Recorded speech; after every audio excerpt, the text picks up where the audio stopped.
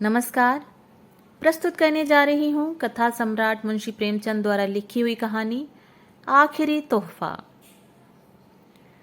सारे शहर में सिर्फ एक ऐसी दुकान थी जहाँ बिलायती रेशमी साड़ी मिल सकती थी और सभी दुकानदारों ने बिलायती कपड़े पर कांग्रेस की मोहर लगवाई थी।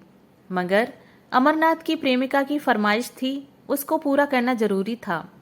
वह कई दिन तक शहर की दुकानों का चक्कर लगाते रहे, दुगना दाम देने पर तैयार थे, लेकिन कहीं सफल मनोरथ न हुए और उसके तकाजे बराबर बढ़ते जाते थे। होली आ रही थी। आखिर वह होली के दिन कौन सी साड़ी पहनेगी?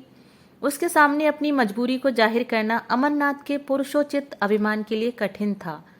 उसके इशारे से वह आसमान के तारे तोड़ लाने के लिए तत्पर हो जाते।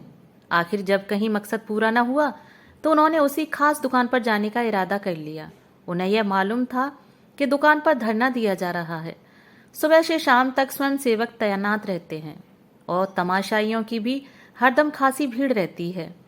इसलिए उस दुकान में जाने के लिए एक विशेष प्रकार के नैतिक साहस की जरूरत थी और यह साहस अमरनाथ में जरूरत से कम था। पढ़े लिखे आदमी थे, राष्ट्रीय भावनाओं से भी अपरिचित न थे, यथाशक्ति स्वदेशी चीजें ही इस्तेमाल करते थे, मगर इस मामले में बहुत कट्टर न थे। स्वदेशी मिल जाए तो बेहतर वरना विदेशी ही सही, इस उसूल के मानने वाले थे। और खासकर जब उसकी फरमाइश थी तब तो कोई बचाव की सूरत ही न थी। अपनी जरूरतों को तो वह शायद कुछ दिनों के लिए टाल भी देते, मगर उसकी फरमाइश तो मौत की तरह अटल है। उससे मुक्ति कहाँ? तय कर लिया कि आज साड़ी जरूर लाएंगे। कोई क्यों रोके? किसी को रोकने का क्या अधिकार है? माना स्वदेशी का इस्तेमाल अच्छी बात है, लेकिन किसी को जबरदस्ती करने का क्या हक है? अच्छी आजादी की लड़ाई है जिसमें व्यक्ति की आजादी का इतना बेदर्दी से खून हो। यूं दिल को मजबूत करके वह शाम को दुकान पर पहुंचे। देखा तो 5 वॉलेंटियर पिकेटिंग कर रहे हैं और दुकान के सामने सड़क पर हजारों तमाशाई खड़े हैं। सोचने लगे दुकान में कैसे जाएं।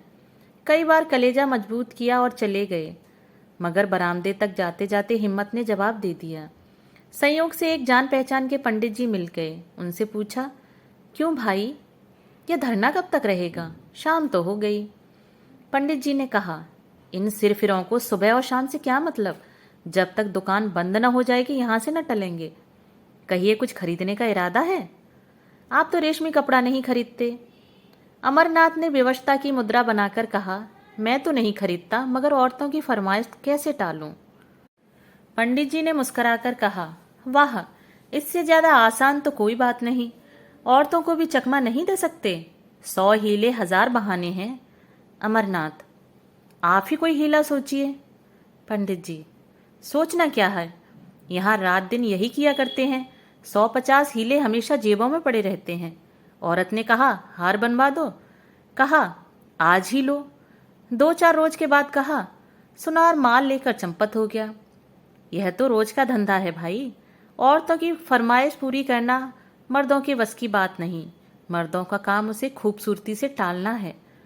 अमरनाथ, आप तो इस कला के पंडित मालूम होते हैं।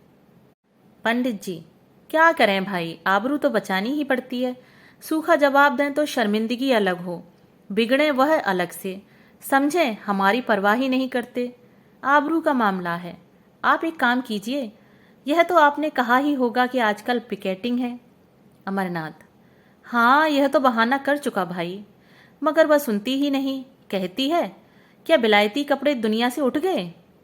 मुझसे चले हो उड़ने। पंडित जी, तो मालूम होता है कोई धुन की पक्की औरत है। अच्छा, तो मैं एक तरकीब बताऊं।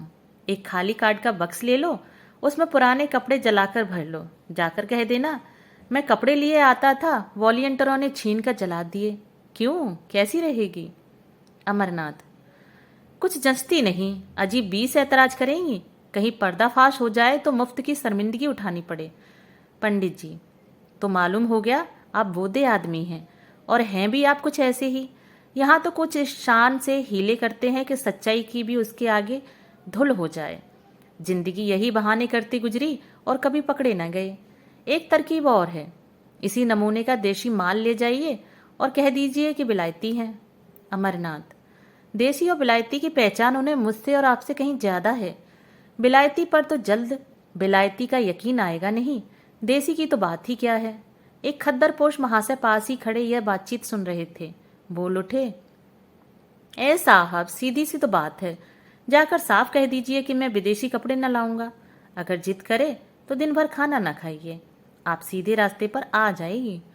अमरनाथ ने उनकी तरफ कुछ ऐसी निगाहों से देखा जो कह रही थीं, आप इस कूचे को नहीं जानते, और बोले, यह आप ही कर सकते हैं, मैं नहीं कर सकता। खद्दरपोश, कर तो आप भी सकते हैं, लेकिन करना नहीं चाहते। यहाँ तो उन लोगों में से हैं कि अगर विदेशी दुआ से मुक्ति भी मिलती हो तो उसे ठुकरा दें। अमरनाथ, तो शायद आप घर में पिकेटिंग करते होंगे। खद्दरपोश, पहले घर में करके तब बाहर करते हैं भाई साहब। खद्दरपोश साहब चले गए तो पंडित जी बोले, यह महाशय तो 30 मारखां से भी तेज निकला।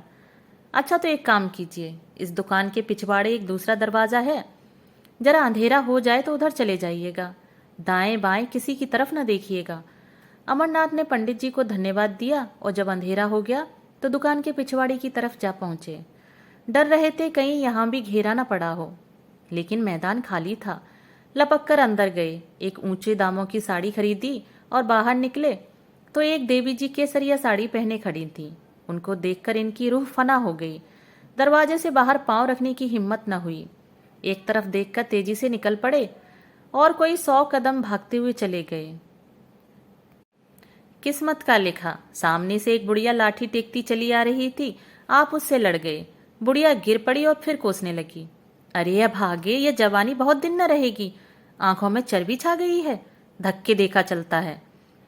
अमरनाथ उसकी खुशामद करने लगे, माफ करो, मुझे रात को कुछ कम दिखाई पड़ता है, ऐनक घर भूल आया। बुढ़िया का मिजाज ठंडा हुआ, आगे बढ़ी और आप भी चले। एकाएक कानों में आवाज आई, बाबू साहब जरा ठहरिएगा, और वही केसरिया कपड़ों वाली देवी जी आती हुई दिखाई दी। अमरनाथ के पांव बंध गए, इस तरह कलेजा मजबूत करके खड़े हो गए जैसे कोई स्कूली लड़का मास्टर की बेंच के सामने खड़ा होता है। देवी जी के पास आकर कहा, आप तो ऐसे भाग गए कि मैं जैसे आपको काट खाऊंगी। आप जब पढ़े लिखे आदमी होकर अपना धर्म नहीं समझते तो दुख होता है। देश की क्या हालत है, लोगों को खद्दर नहीं मिलता, आप रेशमी साड़ियां खरीद रहे हैं। अमरनाथ ने लज्जित होकर कहा, मैं सच कहता हूँ देवी जी, मैंने अपने लिए नहीं खरीदी, एक साहब की फरमाइश थी।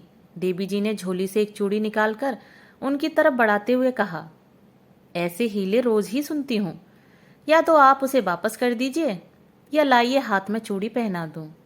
अमरनाथ, शौक से पहना दीजिए, मैं उसे बड़े गर्व से पहनूंगा। चूड़ी उस बलिदान का चिन्ह है जो देवियों के जीवन की विशेषता है। चूड़ियां उन देवियों के हाथ में थी जिनके नाम सुनकर आज भी हम आदर से सिर झुकाते हैं। मैं तो उसे शर्म की बात नहीं समझता। आप अगर और कोई चीज पहनाना चाहें तो वह भी शौक से पहना दीजिए। नारी पूजा की वस्तु है, उपेक्षा की नहीं। अगर स्त्री जो कौम को पैदा करती है चूड़ी पहनना अपने लिए गौरव की बात समझती है, तो मर्दों के लिए चूड़ी पहनना क्यों शर्म की बात हो। देवी जी को उनकी इस निर्लज्जता पर आश्चर्य हुआ, मगर वह इतनी आसानी से अमरनाथ को छोड़ने वाली न थी। बोली, आप बातों के शेर मालूम होते हैं। अगर आप हृदय से स्त्री को पूजा की वस्तु मानते हैं तो मेरी यह विनती क्यों नहीं मान जाते। अमरनाथ, इसलिए कि यह साड़ी भी एक स्त्री की फरमाइश है। देवी, अच्छा चलिए, मैं आपके साथ चलूंगी, जरा देखूं आपकी देवी जी किस स्वभाव की स्त्री हैं। अमरनाथ का दिल बैठ गया। बेचारा अभी तक बिना ब्याह था, इसलिए नहीं कि उसकी शादी न होती थी, बल्कि इसलिए कि शादी को वह एक आजीवन कारावास समझता था। मगर वह आदमी रसिक स्वभाव के थे, शादी से अलग रहकर भी शादी के मजों से अपरिचित न थे।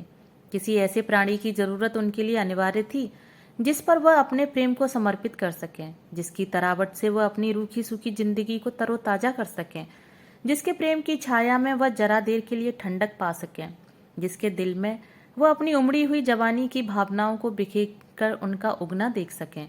उनकी नजर ने मालती को चुना था, जिसकी शहर में धूम थी। अगर 1.5-2 साल से वह इसी खलिहान के दाने चुना करते थे। देवी जी के आग्रह ने उन्हें थोड़ी देर के लिए उलझन में डाल दिया। ऐसी शर्मिंदगी उन्हें जिंदगी में कभी न हुई थी। बोले, आज तो वह एक न्योते में गई हैं, घर में न होंगी। देवी जी ने अविश्वास से हंसकर कहा, तो मैं यह समझूं कि आपकी देवी जी का कसूर नहीं, आपका कसूर है। अमरनाथ ने लज्जित होकर कहा, मैं आपसे सच कहता हूं, आज वह घर पर नहीं है। देवी ने कहा, कल आ जाएंगी। अमरनाथ बोले, हाँ कल आ जाएंगी। देवी, तो आप यह साड़ी मुझे दे दीजिए और कल यहीं आ जाइएगा, मैं आपके साथ चलूंगी, मेरे साथ 2-4 बहनें भी होंगी। अमरनाथ ने बिना किसी आपत्ति के वह साड़ी देवी जी को दे दी और बोले, बहुत अच्छा, मैं कल आ जाऊंगा। मगर क्या आपको मुझ पर विश्वास नहीं है? जो साड़ी की जमानत जरूरी है। देवी जी ने मुस्कुराकर कहा, सच्ची बात तो यही है कि मुझे आप पर विश्वास नहीं। अमरनाथ ने स्वाभिमान पूर्वक कहा, अच्छी बात है, आप इसे ले जाएं। देवी ने क्षण भर बाद कहा, शायद आपको बुरा लग रहा हो कि कहीं साड़ी गुम ना हो जाए, इसे आप लेते जाइए, मगर कल आइए जरूर। अमरनाथ स्वाभिमान के मारे बगैर कुछ कहे घर की तरफ चल दिए। देवी जी, लेते जाइए करती रह गईं। अमरनाथ घर न जाकर एक खद्दर की दुकान पर गए और 2 सूटों का खद्दर खरीदा। फिर अपने दर्जी के पास ले जाकर बोले, खलीफा, इसे रातों रात तैयार कर दो, मुंह मांगी सिलाई दूंगा। दर्जी ने कहा, बाबू साहब, आजकल तो होली की भीड़ है, होली से पहले तैयार ना हो सकेंगे। अमरनाथ ने आग्रह करते हुए कहा, मैं मुंह मांगी सिलाई दूंगा, मगर कल दोपहर तक मिल जाएं। मुझे कल एक जगह जाना है, अगर दोपहर तक ना मिले तो फिर मेरे किस काम के ना होंगे।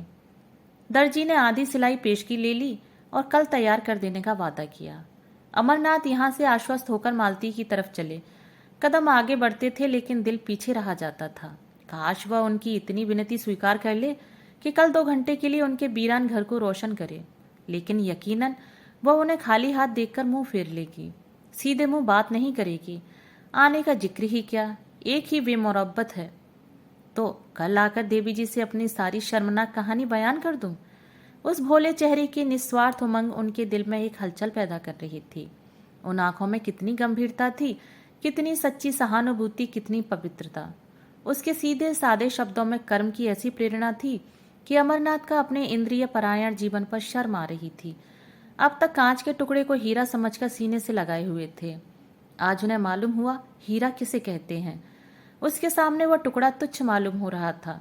मालती की वह जादू भरी चितवन, उसकी वह मीठी अदाएं, उसकी शोखियां और नखरे सब जैसे मुलम्मा उड़ जाने के बाद अपनी असली सूरत में नजर आ रहे थे और अमरनाथ के दिल में नफरत पैदा कर रहे थे। वह मालती की तरफ जा रहे थे, उसके दर्शन के लिए नहीं, बल्कि उसके हाथों से अपना दिल छीन लेने के लिए। प्रेम का भिखारी आज अपने भीतर एक विचित्र अनिच्छा का अनुभव कर रहा था। उसे आश्चर्य हो रहा था कि अब वह क्यों इतना बेखबर था। वह तिलस्म जो मालती ने वर्षों के नाज नखरे हाव भाव से बांधा था, आज किसी छू मंतर से तार तार हो गया था। मालती ने उन्हें खाली हाथ देखकर त्योरियां चढ़ाते हुए कहा, साड़ी लाए या नहीं? अमरनाथ ने उदासीनता के ढंग से जवाब दिया, नहीं। मालती ने आश्चर्य से उनकी तरफ देखा, नहीं? वह उनके मुंह से यह शब्द सुनने की आदी न थी। यहाँ उसने संपूर्ण समर्पण पाया था। उसका इशारा अमरनाथ के लिए भाग्यलिपि के समान था। बोली, क्यों? अमरनाथ, क्यों नहीं? नहीं लाए।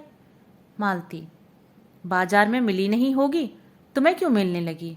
और मेरे लिए? अमरनाथ, नहीं साहब, मिली मगर लाया नहीं। मालती, आखिर कोई वजह? रुपए मुझसे ले जाते। अमरनाथ, तुम खामखा जलाती हो, तुम्हारे लिए जान देने को मैं हाजिर रहा। मालती, तो शायद तुम्हें रुपए जान से भी ज्यादा प्यारे हों। अमरनाथ, तुम मुझे बैठने दोगी या नहीं? अमर, मेरी सूरत से नफरत तो हो तो मैं चला जाऊं? मालती, तुम्हें आज क्या हो गया है? तुम तो इतने तेज मिजाज के न थे। अमरनाथ, तुम बातें ही ऐसी कर रही हो। मालती, तो आखिर मेरी चीज क्यों नहीं लाए? अमरनाथ ने उसकी तरफ बड़े वीर भाव के साथ देखकर कहा, दुकान पर गया, जिल्लत उठाई और साड़ी लेकर चला तो एक औरत ने छीन ली। मैंने कहा मेरी बीबी की फरमाइश है, तो बोली मैं उन्हीं को दूंगी, कल तुम्हारे घर आऊंगी। मालती ने शरारत भरी नजरों से देखते हुए कहा, तो यह कहिए आप दिल हथेली पर लिए फिर रहे थे, एक औरत को देखा और उसके कदमों पर चढ़ा दिया। अमरनाथ, वह उन औरतों में नहीं जो दिलों की घात में रहती हैं। मालती, तो कोई देवी होगी। अमरनाथ, मैं उसे देवी ही समझता हूँ। मालती, तो आप उस देवी की पूजा किया कीजिए। अमरनाथ, मुझ जैसे आवारा नौजवान के लिए उस मंदिर के दरवाजे बंद हैं। मालती, बहुत सुंदर होगी। अमरनाथ, न सुंदर है, न रूप वाली, न ऐसी अदाएं कुछ न मधुर भाषणी न तनवंगी, बिल्कुल एक मामूली मासूम लड़की है। लेकिन जब मेरे हाथ से उसने साड़ी छीन ली तो मैं क्या कर सकता हूँ। मेरी गैरत ने तो गवारा न किया कि उसके हाथ से साड़ी छीन लूँ। तुम ही इंसाफ करो, वह दिल में क्या कहती। मालती, तो तुम्हें इसकी ज्यादा परवाह है कि वह अपने दिल में क्या कहेगी। मैं क्या कहूंगी इसकी जरा भी परवाह न थी। मेरे हाथ से कोई मर्द मेरी कोई चीज छीन ले तो देखूं, चाहे वह दूसरा कामदेव ही क्यों ना हो। अमरनाथ, अब इसे चाहे मेरी कायरता समझो, चाहे हिम्मत की कमी, चाहे शराफत, मैं उसके हाथ से छीन न सका। मालती, तो वह कल साड़ी लेकर आएगी क्यों।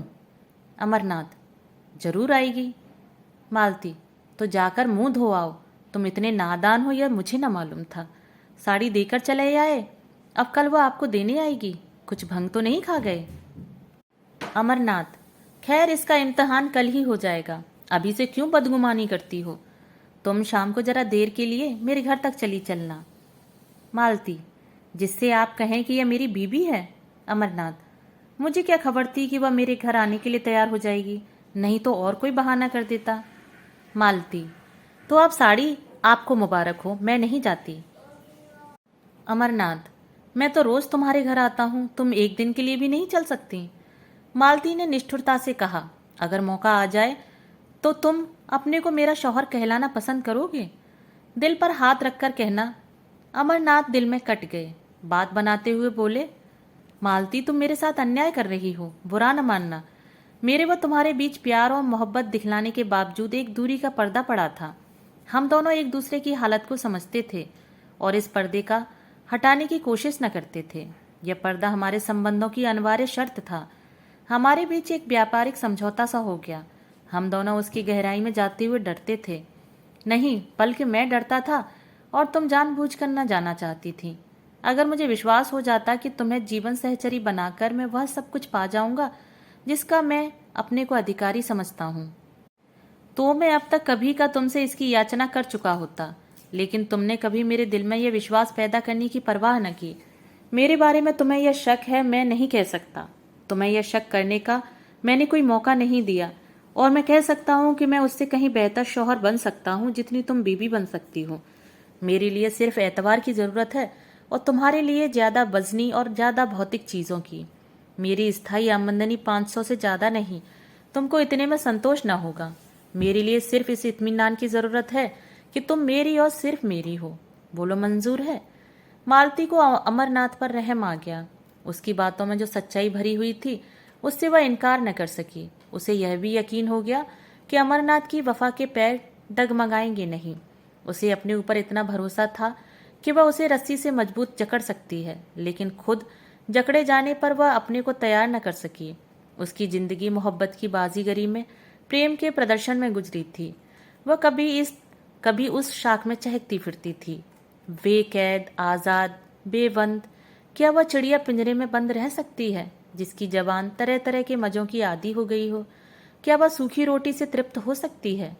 इस अनुभूति ने उसे पिघला दिया और बोली, आज तुम बड़ा ज्ञान बघार रहे हो। अमरनाथ, मैंने तो केवल यथार्थ कहा है। मालती, अच्छा मैं कल चलूंगी, मगर 1 घंटे से ज्यादा वहां न रहूंगी। अमरनाथ का दिल शुक्रिया से भर उठा। बोला, मैं तुम्हारा बहुत कृतज्ञ हूं मालती। अब मेरी आबरू बच जाएगी, नहीं तो मेरे लिए घर से निकलना मुश्किल हो जाता। अब देखना यह है कि तुम अपना पार्ट कितनी खूबसूरती से अदा करती हो। मालती, उसकी तरफ से तुम इत्मीनान रखो। ब्याह नहीं किया मगर बारातें देखी हैं। मगर मैं डरती हूं कहीं तुम मुझसे दगा न कर रहे हो। मर्दों का क्या एतबार। अमरनाथ ने निश्चल भाव से कहा, नहीं मालती, तुम्हारा संदेह निराधार है। अगर यह जंजीर पैरों में डालने की इच्छा होती तो कभी का डाल चुका होता। फिर मुझसे बासना के बंदों का वहां गुजर ही कहाँ। दूसरे दिन अमरनाथ 10 बजे ही दर्जी की दुकान पर जा पहुंचे और सिर पर सवार होकर कपड़े तैयार कराए। फिर घर आकर नए कपड़े पहने और मालती को बुलाने चले। वहां देर हो गई। उसने ऐसा बनाव सिंगार किया जैसे आज बहुत बड़ा मोर्चा जीतना है। अमरनाथ ने कहा, वह ऐसी सुंदरी नहीं है जो तुम इतनी तैयारियां कर रही हो। मालती ने बालों में कंघी करते हुए कहा, तुम इन बातों को नहीं समझ सकते, चुपचाप बैठे रहो। अमरनाथ, लेकिन देर जो हो रही है। मालती, कोई बात नहीं, भय की उस सहज आशंका ने, जो स्त्रियों की विशेषता है, मालती को और भी अधिक सतर्क कर दिया था। अब तक उसने कभी अमरनाथ की ओर विशेष रूप से कोई कृपा न की थी। वह उससे काफी उदासीनता का बर्ताव करती थी, लेकिन कल अमरनाथ की भंगिमा से उसे एक संकट की सूचना मिल चुकी थी और वह उस संकट का पूरी तरह शक्ति से मुकाबला करना चाहती थी। शत्रु को तुच्छ और अपदार्थ समझना स्त्रियों के लिए कठिन है। आज अमरनाथ को अपने हाथ से निकलते देख वह अपनी पकड़ को मजबूत कर रही थी। अगर इस तरह की उसकी चीजें एक एक करके निकल गईं, तो फिर वह अपनी प्रतिष्ठा कब तक बनाए रख सकेगी। जिस चीज पर उसका कब्जा है, उसकी तरफ कोई आंख ही क्यों उठाए। राजा भी तो एक एक अंगुल जमीन के पीछे जान देता है। वह इस नए शिकारी को हमेशा के लिए अपने रास्ते से हटा देना चाहती थी, उसके जादू को तोड़ देना चाहती थी। शाम को वह परी जैसी अपनी नौकरानी और नौकर को साथ लेकर अमरनाथ के घर चली। अमरनाथ ने सुबह 10 बजे एक मर्दाने घर को जनानेपन का रंग देने में खर्चा किया था। ऐसी तैयारियां कर रखी थीं जैसे कोई अफसर मुआयना करने वाला हो। मालती ने घर में पैर रखा तो उसकी सफाई और सजावट देखकर बहुत खुश हुई। जनाने हिस्से में कई कुर्सियां रखी थीं। बोली, अब लाओ अपनी देवी जी को, मगर जल्द आना, वरना मैं चली जाऊंगी। अमरनाथ लपके हुए बिलायती दुकान पर गए। आज भी धरना था। तमाशाइयों की वही भीड़, वहां देवी जी नहीं। पीछे की तरफ गए तो देवी जी एक लड़की के साथ उसी भेष में खड़ी थीं। अमरनाथ ने कहा, माफ कीजिएगा, मुझे देर हो गई। मैं आपके वादे की याद दिलाने आया हूँ। देवी जी ने कहा, मैं तो आपका इंतजार कर रही थी। चलो सुमित्रा, जरा आपके घर हो आए। कितनी दूर है? अमरनाथ, बहुत पास है, एक तांगा कर लूंगा। 15 मिनट में अमरनाथ दोनों को लिए घर पहुंचे। मालती ने देवी जी को देखा और देवी जी ने मालती को। एक किसी रईस का महल था, आलीशान। दूसरी किसी फकीर की कुटिया थी, छोटी सी, तुच्छ। रईस के महल में आडंबर और प्रदर्शन था, फकीर की कुटिया में सादगी और सफाई।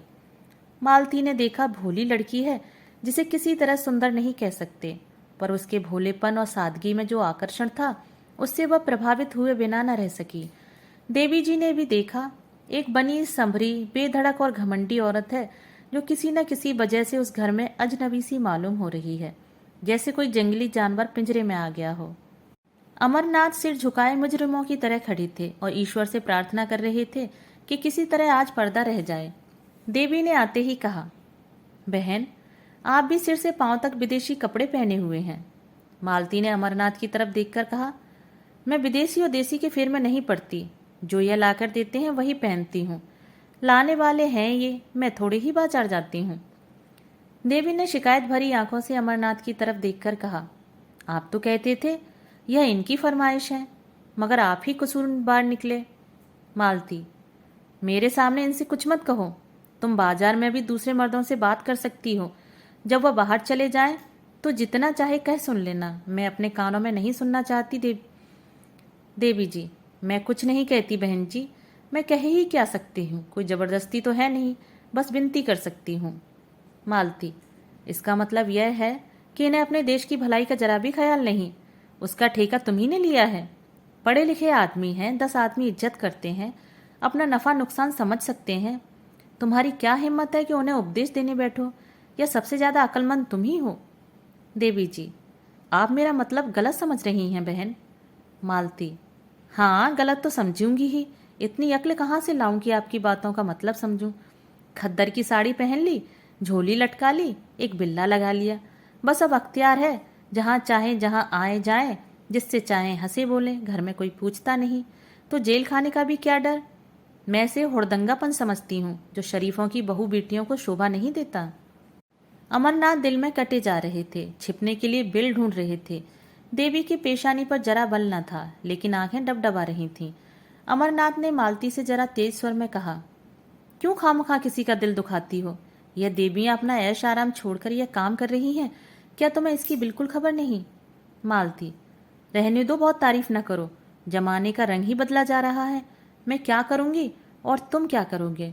तुम मर्दों ने औरतों को घर में इतनी बुरी तरह कैद किया है कि आज भी रस्म रिवाज, शर्म हया को छोड़कर बाहर निकल आई हैं, और कुछ दिनों में तुम लोगों की हुकूमत का खात्मा हुआ जाता है। विलायती और विदेशी तो दिखलाने के लिए हैं, असल में यह आज़ादी की ख्वाहिश है जो तुम्हें हासिल है। तुम अगर 2-4 शादियां कर सकते हो तो औरत क्यों ना करे? सच्ची बात यह है, अगर आंखें हैं तो आप खोल कर देखो। मुझे वह आज़ादी न चाहिए। यहाँ तो लाज ढोते हैं और मैं शर्म हया को अपना सिंगार समझती हूँ।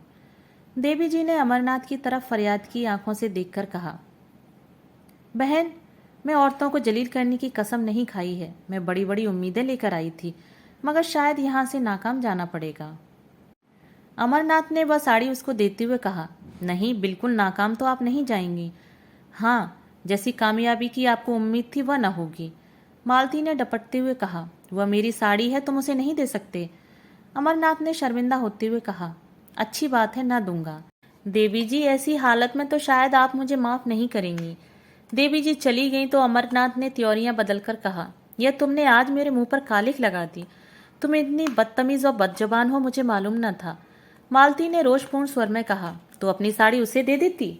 मैंने ऐसी कच्चियां गोलियां नहीं खेली। अब तो बदतमीज भी हूँ, बदजबान भी। उस दिन इन बुराइयों में से एक भी न थी जब मेरी जूतियां सीधी करते थे। इस छोकरी ने मोहिनी डाल दी। जैसी रूह वैसे फरिश्ते, मुबारक हो। यह कहती हुई मालती बाहर निकली। उसने समझा था जबान चलाकर और ताकत से वह उस लड़की को उखाड़ फेंकेगी, लेकिन जब मालूम हुआ कि अमरनाथ आसानी से काबू में आने वालों में से नहीं है, तो उसने फटकार बताई। इन दामों अगर अमरनाथ मिल सकता था तो बुरा न था। उससे ज्यादा कीमत वह उसके लिए न दे सकती थी। अमरनाथ उसके साथ दरवाजे तक आए। जब वह तांगे पर बैठी तो विनती करते हुए बोले, यह साड़ी दे दो न मालती, मैं तुम्हें कल इससे अच्छी साड़ी ला दूंगा। मगर मालती ने रूखेपन से कहा, यह साड़ी तो अब लाख रुपए पर भी नहीं दे सकती। अमरनाथ ने त्योरियां बदलकर जवाब दिया, अच्छी बात है, ले जाओ, मगर समझ लो यह मेरा आखिरी तोहफा है। मालती ने होठ चढ़ाकर कहा, इसकी परवाह नहीं, तुम्हारे बगैर मर नहीं जाऊंगी, इसका तो मैं यकीन दिलाती हूँ। दोस्तों, अभी आप सुन रहे थे मुंशी प्रेमचंद द्वारा लिखी हुई कहानी आखिरी तोहफा। अगर आपको ये कहानी पसंद आई हो तो मेरे चैनल को सब्सक्राइब और मेरी वीडियो को लाइक और शेयर जरूर करें। धन्यवाद।